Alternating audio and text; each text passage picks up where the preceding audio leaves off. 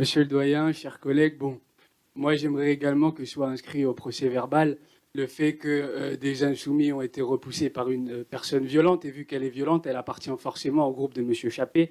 Donc j'aimerais que ce soit ça aussi consigné au procès-verbal de séance.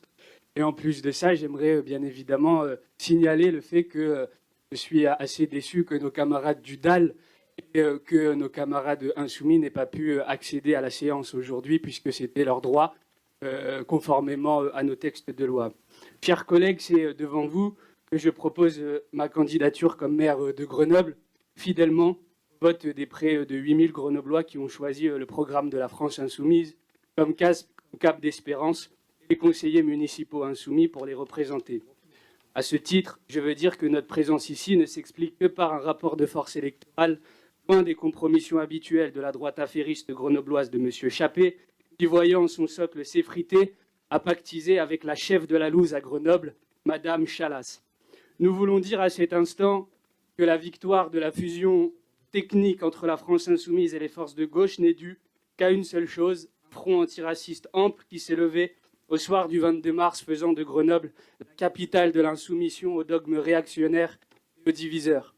Fidèle à son histoire, notre ville a renvoyé dans son riad à Marrakech Alain Carignon, l'ami de Zemmour et de celui qui souhaitait dévoiler les femmes musulmanes, Bruno Retailleau, qu'il profite de sa retraite politique financée par mes grands-parents qui, pendant qu'il était en train de détourner l'argent public, se brisaient le dos dans les usines pacifiques de Grenoble pour construire les chauffe-eau des sites industriels de notre ville et de nos établissements publics. Dès lors, fidèle à notre histoire locale, celle de l'insoumission des Grenoblois du 7 juin 1788 ou des résistants des plaines de la Seconde Guerre mondiale, nous voici, grâce à une mobilisation antiraciste et démocratique, débarrassés de l'agitation fasciste et dépassés de cet homme qui aura pourri la vie des Grenoblois pendant près de 5 décennies. Aujourd'hui, je veux, par ce conseil municipal, envoyer un message aux Grenoblois. Ne vous laissez jamais faire. Ne baissez jamais la tête face aux puissants et à l'immoralité du monde. À cette jeunesse qui ne se soumettra plus, faites face avec toute l'adversité et votre force de caractère à ceux qui voudraient dicter le bon comportement, la bonne phrase, la bonne tenue. Ne reculez devant rien. Comme ces insoumis dans le groupe désormais constitué, indignez-vous face aux racistes.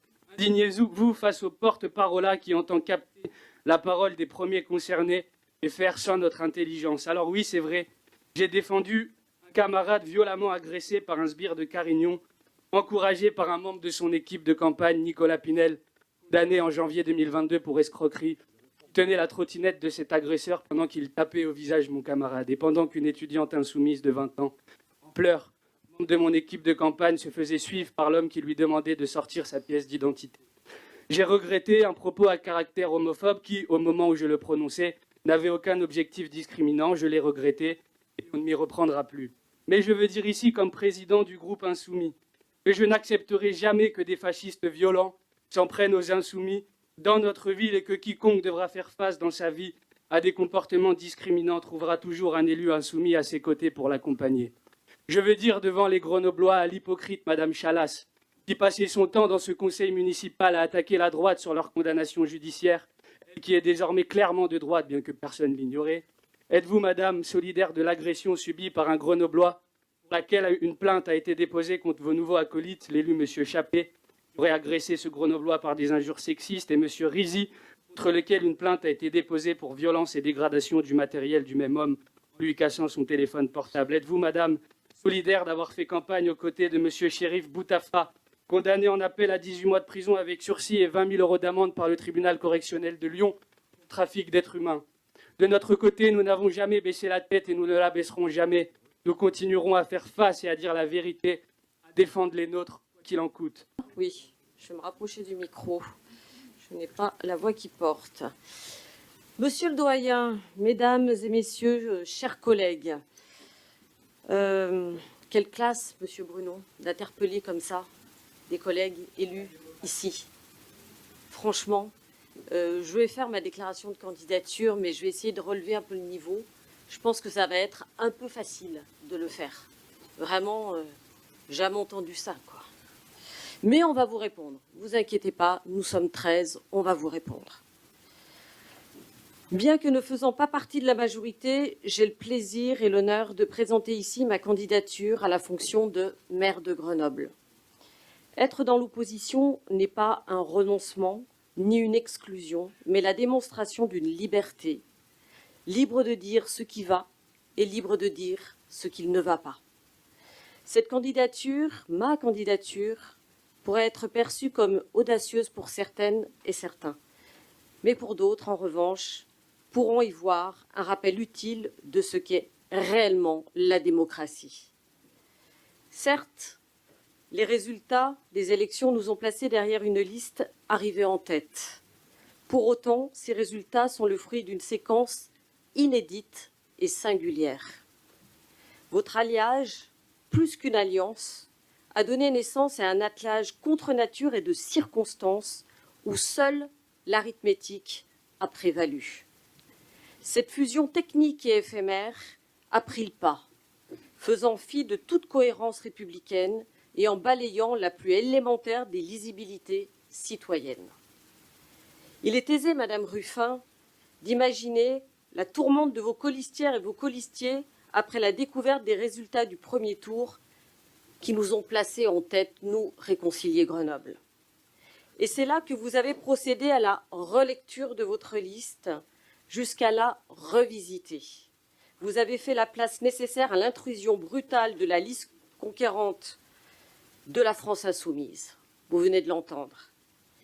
Elle vous a bien tordu le bras, ainsi qu'à vos colistiers, pour se tailler une bonne part de lion. Pourtant, lors de cette campagne, vous exprimiez à grands cris votre volonté de changer de méthode et de faire de la politique autrement. Mais voilà, quand les calculs vous semblent ne pas intervenir en votre faveur, vous faites le pire. Et le pire, on vient de l'entendre. Et pour observer quel résultat, à dessein de quel projet, vous avez incorporé au sein de votre liste des colistières et des colistiers qui ont le mérite grossier de vous annoncer de facto que votre majorité ne bénéficiera pas de cet accord. Dès l'issue de ce scrutin, celles et ceux qui se sont couchés pour une nuit éphémère dans le lit de votre liste se révéleront être vos contradicteurs les plus enflammés dès le matin suivant levé.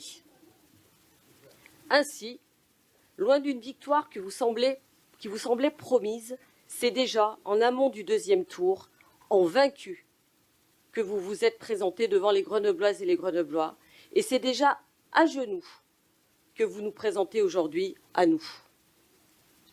À vos calculs pitoyables et votre méthode confuse, nous opposons le choix de la clarté, celui d'un choix assumé et invariable, celui d'une ligne politique qui ne souffre pas d'arrangements clientélistes de dernière minute. Nous faisons le choix, non, pas de dernière minute, non. La liste du premier tour, je vous le rappelle, était la même que la liste du second tour. Nous faisons le choix d'une politique claire et d'une vision limpide. Ma candidature aujourd'hui est légitime. Notre liste Réconcilier Grenoble, conduite par Alain Carignon, a fait plus de voix que la vôtre, Madame Ruffin, sans vos faux amis du soir et vrais ennemis du matin. Nous avons fait 22 000 électeurs au second tour. J'en profite pour saluer et remercier Alain Carignon, qui a gagné dans cette campagne le combat des idées et des valeurs. Ma candidature aujourd'hui consiste à dire qu'une commune mérite mieux qu'un équilibre précaire entre intérêts divergents. Elle mérite une direction claire, et c'est moi qui ai la parole, merci, stable, honnête dans ses engagements. Alors oui, je suis candidate, non par ambition, mais par exigence. Parce que je crois qu'une ligne claire est nettement préférable à une opacité organisée dans les antichambres de la majorité.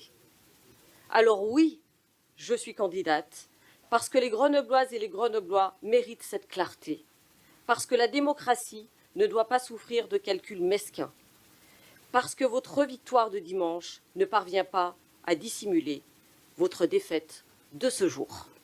Je vous remercie.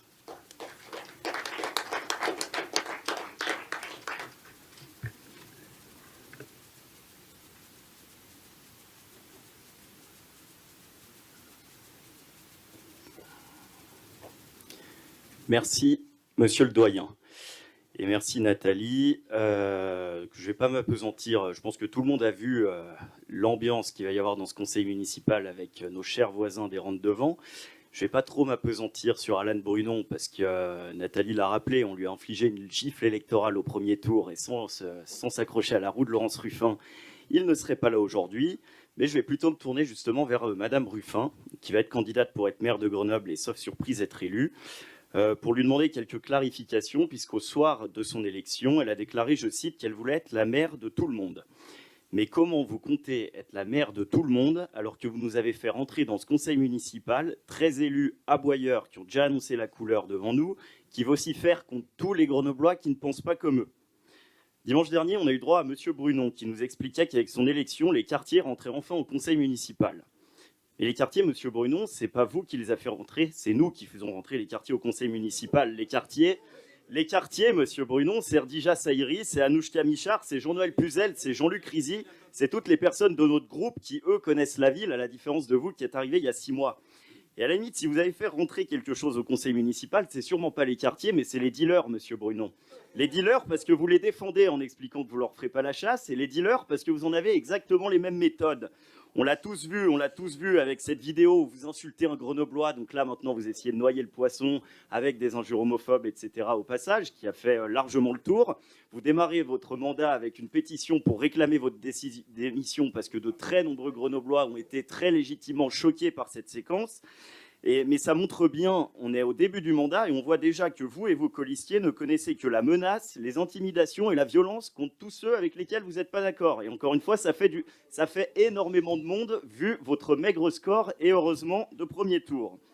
Donc Madame Ruffin, comment comptez-vous être la maire de tout le monde avec ces personnes dans le conseil municipal? Et comment comptez-vous, vous, être maire de tout le monde en ayant truandé l'élection?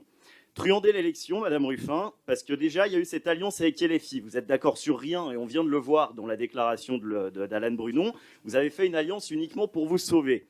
Truander l'élection, parce que vous avez passé cette élection en planquant le bilan d'Éric Piolle, dont vous êtes l'héritière au placard. Vous l'avez caché jusqu'à dimanche 20h, et vous l'assumez une fois l'élection passée seulement. Maintenant, il revendique bien être resté en deuxième rideau. Donc le choix lexical est bien choisi, ça confirme au passage que vous avez été sa marionnette. Mais il faut bien que les Grenoblois comprennent que ce qui se joue ici, c'est qu'ils vont vivre un 3e mandat d'Éric Piolle en encore plus chaotique que les 2 précédents. La crise financière de la ville, la crise sécuritaire, la crise sociale vont s'aggraver parce que vous allez continuer pareil. Donc heureusement, dans tous ces tourments, il y a une lueur d'espoir. Ils pourront compter sur l'expérience de notre groupe pour les défendre. L'expérience de Brigitte Boer, d'Émilie Chalas, de Delphine Binz, de Nathalie Béranger, qui sont heureusement, en tant qu'élus sortants, déjà rompus à votre fonctionnement sectaire, dont on voit déjà les prémices. Ils pourront aussi compter, outre Erdija, Anouchka, Jean-Noël, Jean-Luc que j'ai cité, sur l'expérience du conseiller départemental Franck Benamou, de l'ancien maire Stéphane Robin ou sur l'énergie de Pierre-Édouard Cardinal. Et enfin, ils pourront compter sur la pugnacité de Thierry Aldeguer, lui qui a déjà tant ferraillé contre vos dérives. Et ces dérives, justement, on les a connues pendant toute la campagne, jusqu'à encore aujourd'hui. Parce que pour terminer, vous avez truandé cette élection parce que vous la devez à une campagne de caniveau, qui a été dégueulasse de bout en bout, qui a été faite d'injures et de calomnies à l'encontre de notre liste, des membres de notre liste, de notre équipe, et particulièrement à l'encontre d'Alain Carignon. Et moi aussi, je vais lui rendre hommage ici pour ce qu'il a fait pour Grenoble et les Grenoblois, l'ampleur de ses réalisations, pour le score historique de dimanche dernier qu'il a réalisé, qui nous ouvre une belle voie pour l'avenir. Et parce que lui, quand vous vous êtes avéré puant dans la victoire, il a su rester très digne dans la défaite. Et je pense qu'aujourd'hui, on s'en rend déjà compte, sa hauteur de vue et son panache manqueront à cet hémicycle. Je veux vous dire qu'à travers lui, c'est pas seulement lui ou nous que vous insultez, c'est tous les électeurs qui nous ont fait confiance. Donc il faudra m'expliquer aussi comment vous pouvez être maire de tout le monde en insultant plus de 22 000 Grenoblois qui nous ont fait confiance. La vérité, c'est que vous les avez trompés, ces Grenoblois, Madame Ruffin. Vous ne serez pas la maire de tout le monde, vous serez à la limite la maire d'Éric Piolle et d'un système en bout de souffle. Avec vous, ce n'est pas une nouvelle page qui va s'ouvrir, c'est la suite d'une histoire qui est entamée depuis 2014. Cette histoire, elle est de plus en plus vieillissante et elle est de moins en moins convaincante.